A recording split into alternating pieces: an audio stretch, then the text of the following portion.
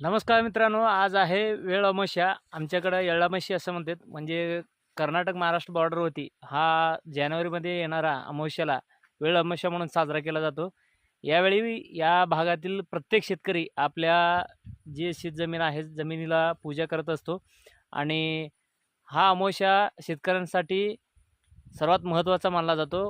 आणि यावेळी सर्व शेतकरी आपल्या जे ज्वारीचं शेत वगैरे असते त्या ठिकाणी जाऊन सहकुटुंब जेवणाचा आस्वाद घेत असतात. आता आम्ही पण आमच्या ज्वारीच्या शेतात आलो आहे. आता येळ अमावस्यामध्ये नेमकं कशा पद्धतीनं पूजा केलं जातं आहे हे तुम्हाला दाखवतो.